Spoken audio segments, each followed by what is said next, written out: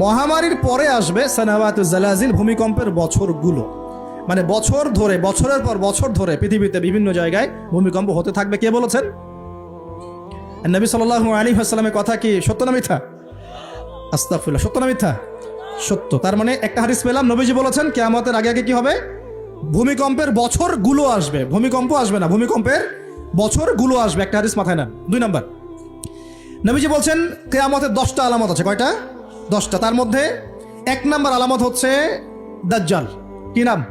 দাজ্জাল। আচ্ছা, ওইদিকে আলোচনা নিচ্ছি না আজকে। 2 নম্বর হচ্ছে ইয়াজুজ আর মাজুজ, এটাও অন্য লেকচারে শুনে নিন। 3 নম্বর ঈসা আলাইহিস সালামের আগমন।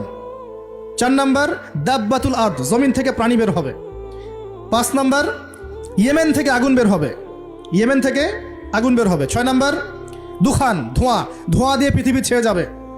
7 নম্বর, 8 নম্বর, 9 নম্বর, এগুলো হচ্ছে 3টা বড় বড় ভূমিকম্প, ভূমিধস, যেটা হবে একটা পৃথিবীর পূর্বে, একটা পশ্চিমে, একটা মাঝখানে। পৃথিবীর পূর্বে মানে এই পুরো আমাদের সাবকন্টিনেন্ট সহ পুরো পূর্ব দিক, একদম ইন্দোনেশিয়া, মালয়েশিয়া, সব জায়গা পূর্ব দিক। পশ্চিম মানে পুরো পশ্চিমা সভ্যতা। আর মাঝখান মানে এই জাজিরাতুল আরবিয়া, মাঝখান। এই 3টা ভূমিকম্প হবে পৃথিবীতে, এখনো আসা বাকি আছে। বড় বড়, এগুলোতে ভূমি কাঁপবে না, ভূমি ধসে যাবে। কি হবে? নবীর কথা কি ভুল হবে? আর শেষটা হচ্ছে এই পূর্ব দিক থেকে, পশ্চিম দিক থেকে সূর্য উদিত হবে এবং মানুষের তওবার দরজা বন্ধ হয়ে যাবে। তওবা করে লাভ নাই।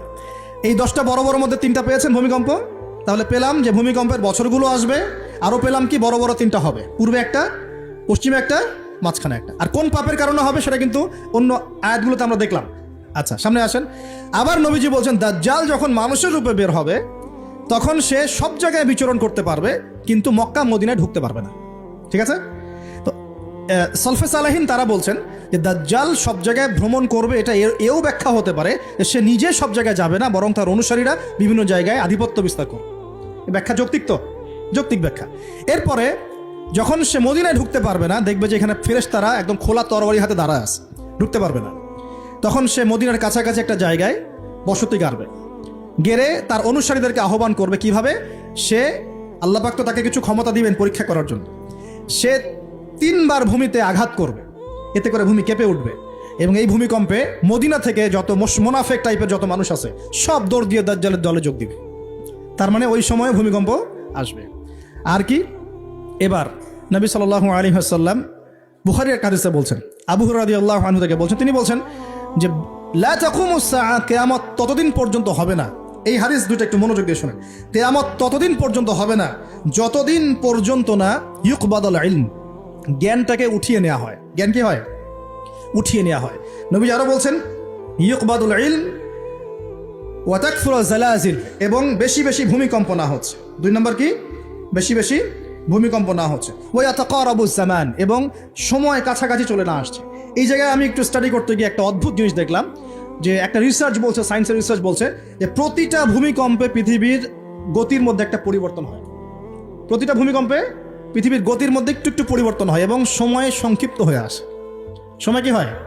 সংক্ষিপ্ত হয়ে আসে। পৃথিবীর ভিতরে আছে, নিচে আছে কিন্তু আগুন। কি আছে? আগুনের স্তর আছে। একদম নিচে একটা ইনার কোর মানে একটা জায়গা আছে, ইনার কোর বলে। এখন সাম্প্রতিক গবেষণা বলছে যে ইনার কোর আগে যেদিকে ঘুরতো এখন তার বিপরীত দিকে ঘোরা শুরু করেছে। আল্লাহু আকবার। তাহলে এগুলো মিলে যাচ্ছে না? ভূমিকম্পের সাথে পৃথিবীর ঘূর্ণন সম্পৃক্ত এবং জামান, সময়টাও সম্পৃক্ত। তো নবী যেটাই বলছেন যে ওয়া তাকসুরু জালাজিল, বেশি বেশি ভূমিকম্প হবে, ওয়া ইয়াতাকারাবু জামান, এবং সময় কাছাকাছি চলে আসবে। অন্য হাদিসে আসছে বছর যাবে মাসের মতো, মাস যাবে সপ্তাহের মতো, সপ্তাহ যাবে দিনের মতো। তিনি আরও বলছেন ওয়া ইউযহারুল ফিতান, এবং সমস্ত রকম ফিতনা ফাসাদ দেখা যাবে, দেখা যাচ্ছে না? এবং ওয়াল হারাজ, এবং বেশি বেশি হত্যাকাণ্ড হবে। সাহাবীরা বলছেন যে ওয়ামাল হারাজ ইয়া রাসূলুল্লাহ, হারাজটা কি ইয়া রাসূলুল্লাহ? তিনি বলছেন আল কতল, আল কতল, হত্যা, হত্যা, গণহত্যা, এগুলো হচ্ছে হারাজ। এবং তোমাদের ধন সম্পদ বাড়তে থাকবে, ফায়াফিদু, ধন সম্পদ উপচে পড়বে।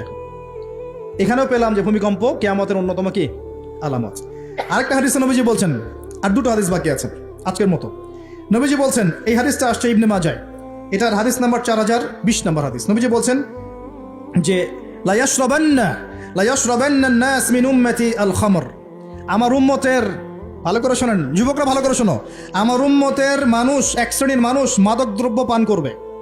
কি পান করবে? নবীজি বলছেন আমার উম্মতের একটা অংশের মানুষ মাদক দ্রব্য পান করবে। ওয়ায়ুসাম্মুনাহা বিগাইরি ইসমিহা, কিন্তু মাদক দ্রব্যের নাম পরিবর্তন করে অন্য নাম দেয়া শুরু করো। বুঝতে পারলাম? এখন কে বলে মাদক? আমরা বলি এখন হুইস্কি, রাম, আর কি ভাই, ইয়াবা, হ্যাঁ কত নাম বের হয়েছে। এটা আরো অ্যামেজিং। নবীজি বলছেন ওই মানুষগুলো যারা মাদকদ্রব্য পান করে নাম ভিন্ন দিবে, তাদের কানের পাশে বাদ্যযন্ত্র বাজবে। এখন কানের পাশে বাদ্যযন্ত্র বাজে কিভাবে? তোমার ব্লুটুথ আর ইয়ারফোন দিয়ে। বুঝতে পারো নাই মনে হয়? এইভাবে শব্দ আসলো কিভাবে হাদিসের মধ্যে? নবীজি এভাবে শব্দ প্রয়োগ করলেন কেন? যে ওয়ায়ুযাফু আলা রুউসিহিম বিল মাআজিফ, তাদের মাথার পাশে কানের পাশে বাদ্যযন্ত্র কেমন করে বাজবে? তোমার কানের ভিতরে ঢুকানো আছে বাদ্যযন্ত্র, আছে না? এই যে এটা এই জামানার সাথে সম্পৃক্ত।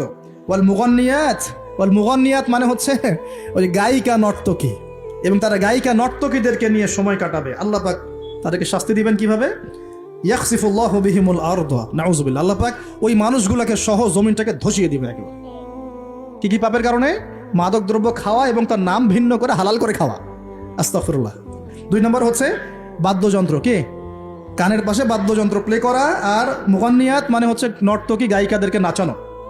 আল্লাহ পাক একটা শাস্তি দিবেন, ওদেরকে সহ ভূমি ধসিয়ে দিবেন। আরেকটা শাস্তি আছে, ওয়ায়াজআলুল্লাহু মিনহুমুল কিরাদাতা ওয়াল খানাজির। আল্লাহ রাব্বুল আলামিন ওই মানুষগুলোকে বানর আর শুয়োর বানিয়ে দিবে। নাউযুবিল্লাহ। এগুলো কি মিথ্যা না সত্য? সাদাকাল্লাহুল আযীম ওয়া সাদাকা রাসূলুহুল কারীম। আল্লাহ পাক সত্য বলেছেন, তার রাসূল সত্য বলেছেন।